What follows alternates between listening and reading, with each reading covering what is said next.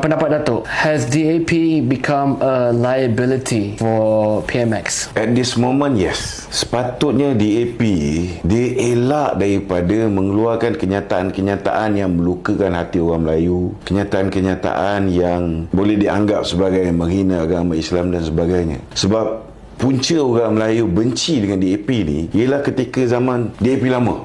Kan? Kenapa orang benci dengan Lim Kisiang? Kenapa orang benci dengan Lim Guai? Sebab semasa mereka memerintah di Perak umpamanya, mereka menuntut supaya tanah di Kampung Baru Cina diberikan selama 999 tahun.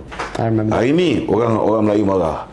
Bila mereka berguling depan Istana Bukit Candan, berlakunya suasana tegang dengan Istana Perak. Ini menyebabkan orang Melayu marah. Sepatutnya mereka dah tahu sepanjang tempoh 22 bulan bagaimana Tun Dr. Mahathir menggunakan kelemahan DAP ni untuk menyatukan orang Melayu, untuk buang DAP.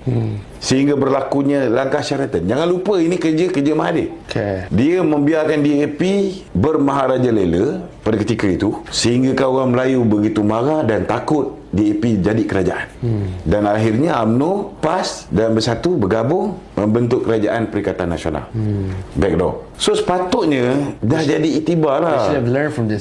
They should have learned from this. From being a finance minister, dia dah bertukar menjadi kluster mahkamah. Do you think it's because mereka dah pegang banyak seats in parliament, so mungkin dia orang makin sombong, makin berani, makin belagak? Saya ambil contoh lah. Contohnya macam kes pengampunan diraja. You tahu tak DAP ni, most of their MPs, they are lawyers.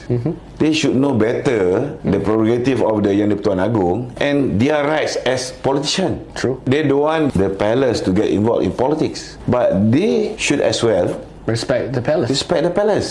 Tapi ini tak berlaku. Kenyataan-kenyataan itu tak sepatutnya berlaku. So what can PMX And then you see what happened in Selangor.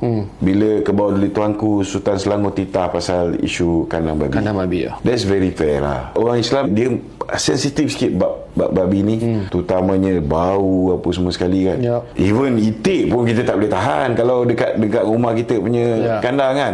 So apa yang tuanku request tu is quite fair. Kalau you nak buat, you buat lah jauh sikit, outskirt ke, dalam hutan ke, ataupun di kawasan yang sistem penternakan dia sistematik, yang tak mengeluarkan bau dan sebagainya. Itulah apa yang diimpikan oleh Kebawah Duli Tuanku.